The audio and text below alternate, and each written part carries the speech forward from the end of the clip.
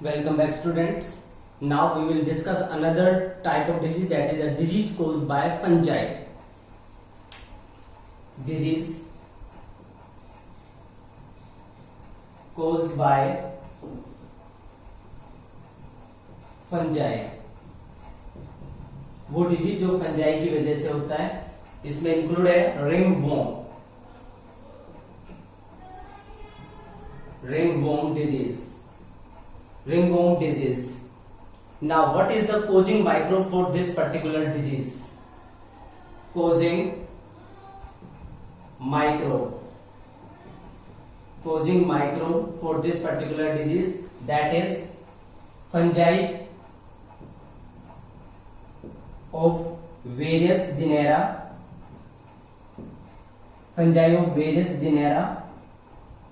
like Microsporum,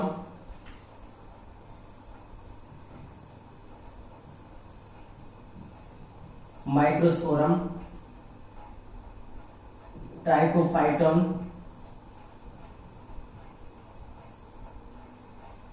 and Epidermophyton.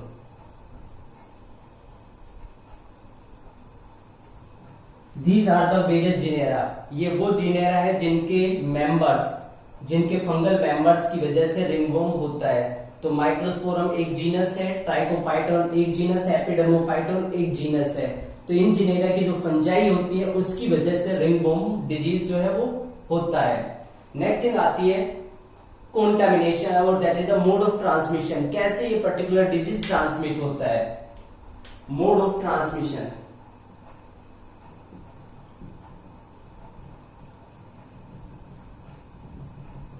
Mode of transmission, कैसे ये disease transmit होता है? द डिजीज और infection is acquired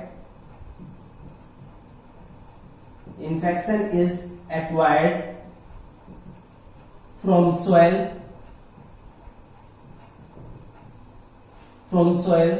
or from clothes, towels, or even the combs of infected person.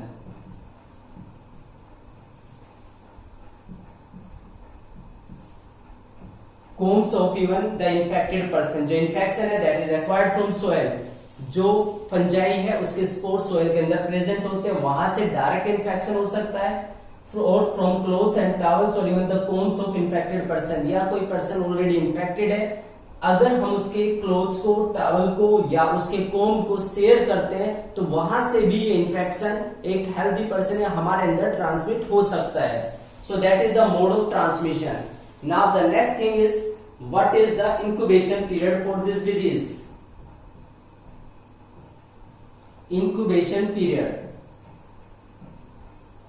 Incubation period for this disease, that is 4 to 14 days.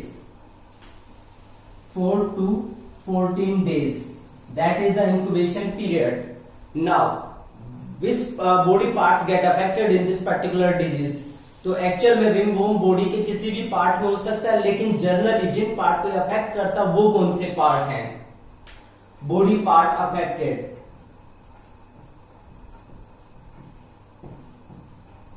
Body part affected, generally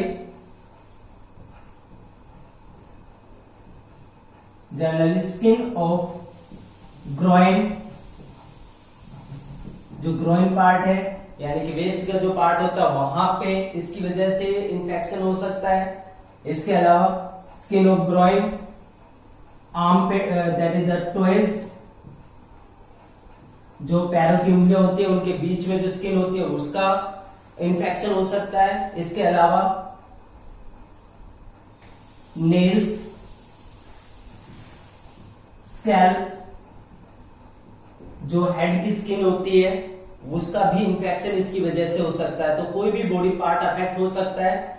generally skin of groin और टोएज, in part का जो infection वो generally क्यों होता है?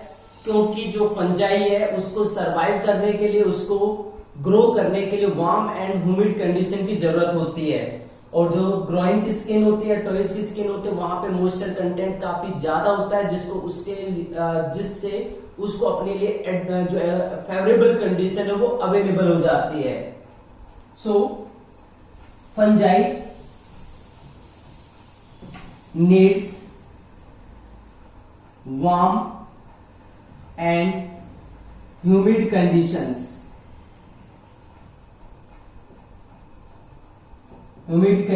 to grow, and that's why the infection generally take place in the skin of groin and toes। यही वजह है कि जो फंगस का ग्रोथ है वो ग्रोइन की स्किन या जो टॉयज है उनके बीच में इसका इन्फेक्शन ज्यादा होता है, क्योंकि वहां पे स्वेटिंग की वजह से मॉइस्चर कंटेंट ज्यादा होता है और टेम्परेचर ज्यादा रहता है, तो वार्म एंड ह्यूमिड कंडीशन इस पर्टिकुलर फंगस के ग्रोथ के लिए रेस्पॉन्सिबल होती है। So ringworm causing microbe, that is the fungi of various genera like Microsporum, Trichophyton, Epidermophyton, and mode of transmission, infection is acquired from soil or from clothes, towels or even the combs of infected person। अगर उसका use किया जाता है तो incubation period 4 to 14 days होता है। body part affected, general skin of groin and toes, nails and scalp, जो ये पार्ट है ये अफेक्ट होते हैं। फंजाई जनरली वार्म और ह्यूमिड कंडीशन को प्रेफर करता है अपने ग्रोथ के लिए, इसलिए जिन पार्ट्स के अंदर टेम्परेचर ज्यादा रहता है और मॉइस्चर कंटेंट भी ज्यादा है, यानी कि वार्म जो रहते हैं, मॉइस्चर कंटेंट जहां पे ज्यादा होता है वहां पे फंगस का जो ग्रोथ है, रिंगवर्म है, वो ज्यादा बनता है। Now the next part is what are the various symptoms for the ringworm. Symptoms क्या होते हैं अब इसके लिए?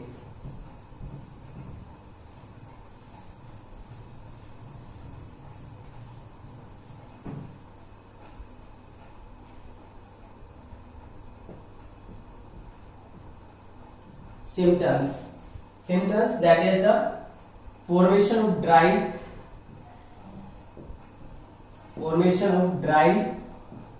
scaly lesions on skin, nails and scalp।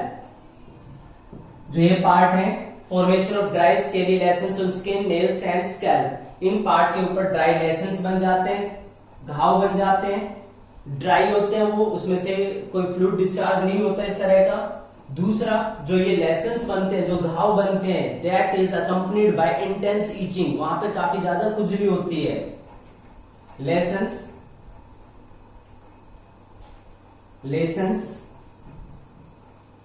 Are accompanied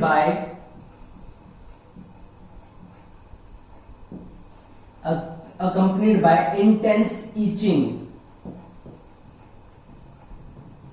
काफी ज्यादा ईचिंग भी इन पार्ट के अंदर होती है। तो ये सिम्टम्स होते हैं जहां पे रिंगवर्म जो होता है वो अपना इन्फेक्शन करता है। तो ड्राई स्केली लेशंस बनते हैं, या आपने देखे होंगे कि जहां पे जो दाद है वो इसी को बोला जाता है, ये लगातार स्प्रेड करना स्टार्ट कर देते हैं सर्कल की फॉर्म में, इसलिए इनको रिंगवर्म बोलते हैं। इस तरीके का सर्कल बन जाता है जिसमें इंटेंस ईचिंग होती है, नेल्स के ऊपर व्हाइट पैचेस बन जाते हैं। स्कैल्प की बात करें तो जो डैंड्रफ होता है वो भी फंगल इन्फेक्शन ही है। तो इस तरीके के सिम्टम्स जनरली रिंगवर्म के अंदर देखने को मिलते हैं। So that is all about the ringworm, that is a disease caused by fungi.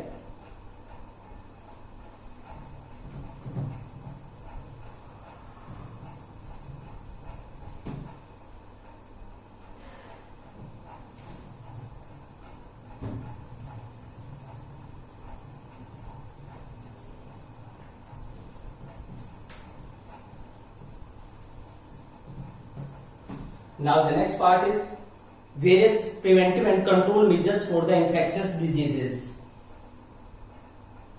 Preventive and control measures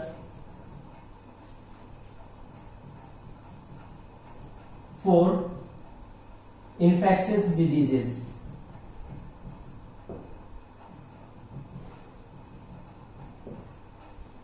जो इन्फेक्शियस डिजीजेज है उसके लिए प्रिवेंटिव एंड कंट्रोल मेजर्स कौन कौन से होते हैं, किस पर्टिकुलर डिजीज के लिए कौन सा पर्टिकुलर प्रिवेंटिव मेजर यूज किया जाता है, that is the next part for us.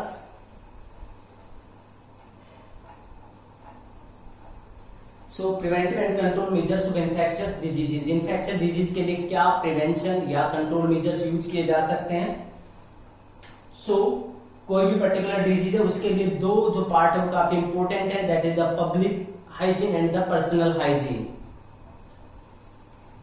So personal hygiene,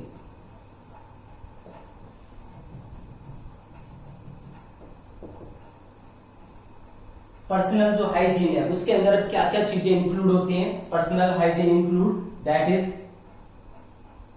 cleaning of body, body को क्लीन रखना, ये पहला पार्ट होता है इसमें। इसके अलावा कंजप्शन ऑफ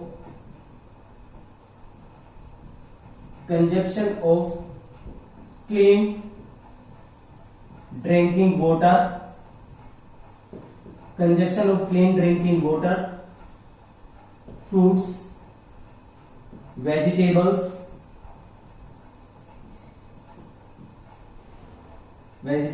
एटसेट्रा। यानी कि जो पब्लिक पर्सनल हाइजीन है उसमें अपनी बॉडी को क्लीन रखना सबसे इंपॉर्टेंट है। इसके साथ साथ consumption of clean drinking water, साफ पानी पीना, फ्रूट्स और वेजिटेबल्स जो क्लीन है उनका यूटिलाइजेशन करना, ये सबसे इंपॉर्टेंट पार्ट होता है पर्सनल हाइजीन का। सेकंड पार्ट है public hygiene. Public hygiene, public hygiene में अब क्या क्या चीजें इंक्लूड होती है, यहां पे इंक्लूड होता है that is the proper disposal of human, that is proper disposal of waste and excreta, proper disposal of waste and excreta. जो भी एक्सक्रीटा है या जो भी वेस्ट जनरेट होता है घरों के अंदर उसको प्रॉपर तरीके से डिस्पोज ऑफ करना, ये पहली कंडीशन होती है पर्सनल हाइजीन अचीव करने के लिए। Second thing,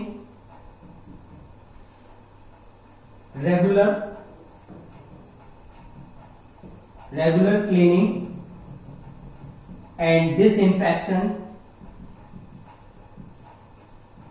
regular cleaning and disinfection of water bodies,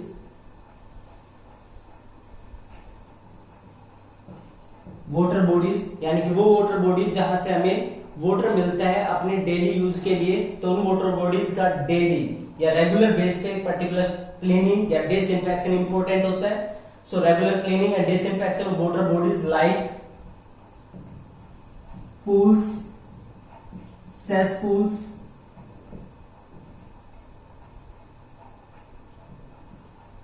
और वाटर रिजर्वोयर जहां पे वाटर को स्टोर करके रखा जाता है लंबे टाइम तक यूज करने के लिए, तो उनकी एक पीरियोडिक क्लीनिंग और डिसइंफेक्शन जरूरी होता है। तो ये सेकेंड पार्ट है पब्लिक हाइजीन को अचीव करने के लिए। इसके अलावा practice of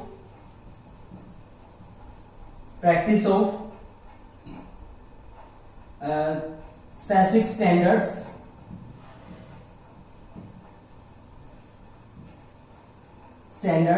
at public catering,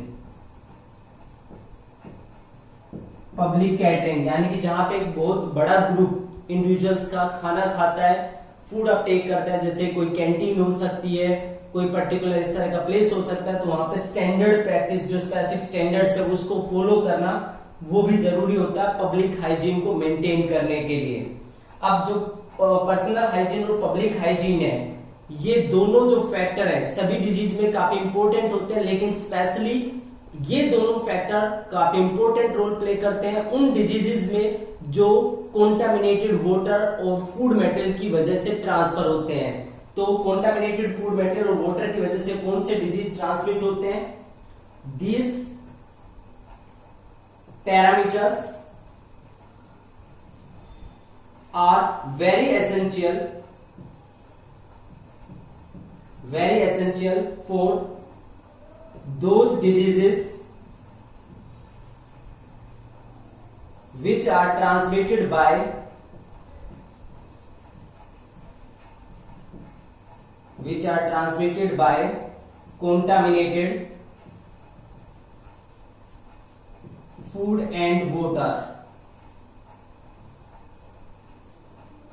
for example, कौन से ऐसे डिजीज है जो कंटामिनेटेड फूड और वाटर की वजह से ट्रांसफर होते हैं? That include typhoid, then ascariasis and amoebiasis.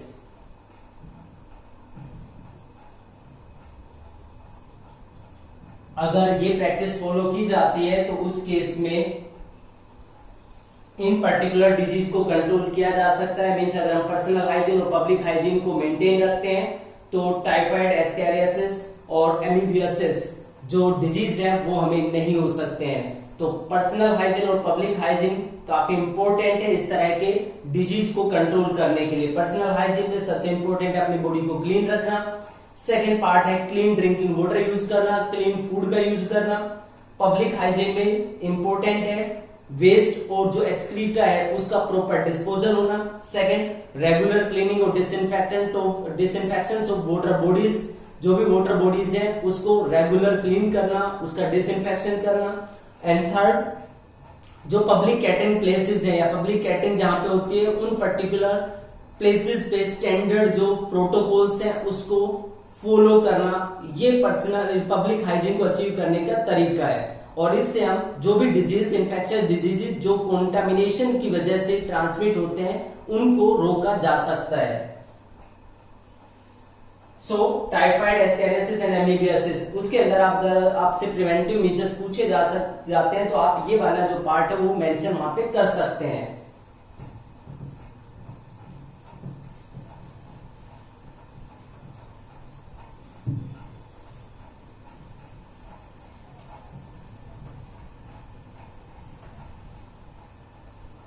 Now the next one is preventive measures.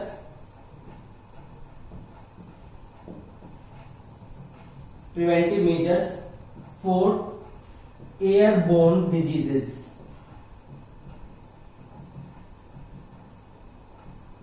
जो एयरबोर्न डिजीजेस है उसके लिए प्रिवेंटिव मेजर्स क्या होते हैं? एयरबोर्न डिजीज यानी कि जो एयर के थ्रू ट्रांसमिट होते हैं. तो इसमें अगर हम बात करें तो कौन कौन से डिजीज इंक्लूड होते हैं? Pneumonia, common cold. ये डिजीज हैं जो एयर के थ्रू ट्रांसमिट होते हैं. तो अगर इन डिजीज को कंट्रोल करना है तो उसके लिए किन किन फैक्टर्स की जरूरत पड़ेगी? फर्स्ट, यहां पे भी पर्सनल हाइजीन इंपॉर्टेंट है. Personal hygiene. Second, public hygiene. लेकिन इसके साथ जो थर्ड इंपॉर्टेंट थिंग है that is prevent the close contact with infected person. Avoid close contact with infected person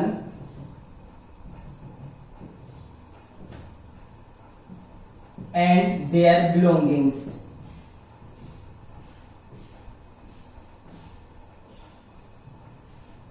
belonging जो भी उसका सामान है उससे या जो भी यूटेंसिल्स वो यूज करता है उससे और इन्फेक्टेड पर्सन से दूर रहना, ये इसके लिए सबसे इंपॉर्टेंट फैक्टर बनता है. यानी कि अगर ये फैक्टर फॉलो किया जाता है तो इन्फेक्शन होने के चांसेस कम हो जाते हैं. इसके अलावा avoid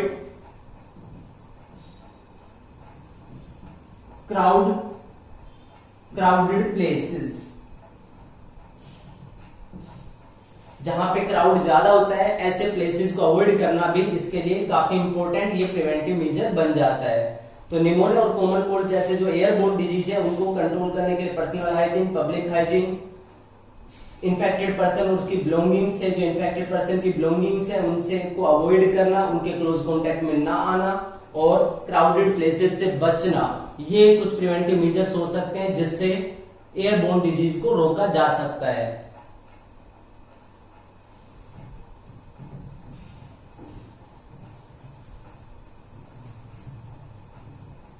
Now the next thing is the preventive measures for vector-borne diseases.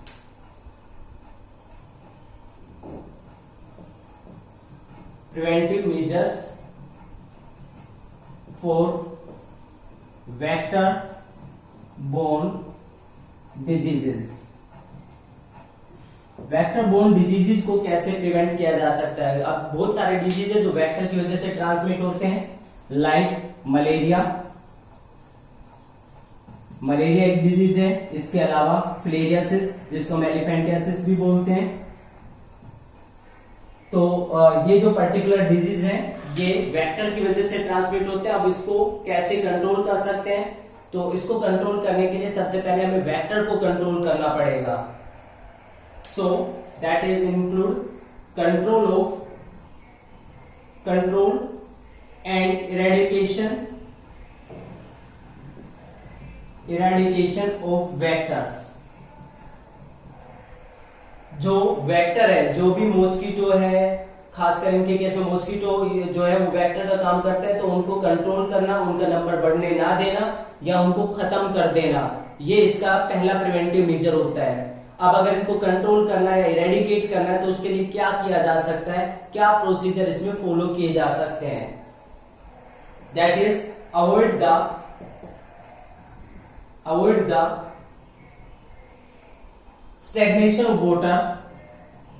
stagnation of water in and around residential areas।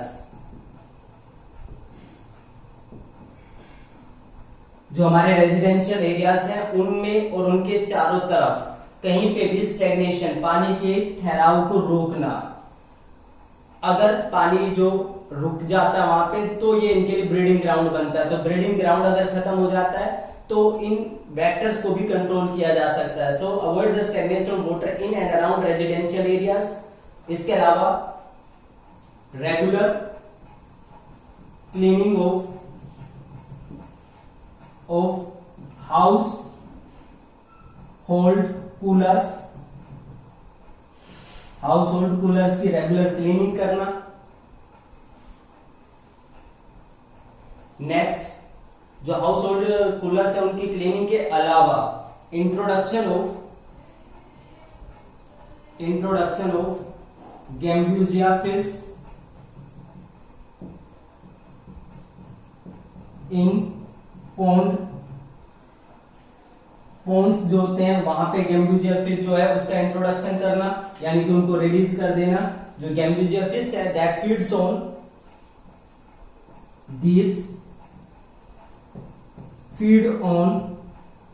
Mosquito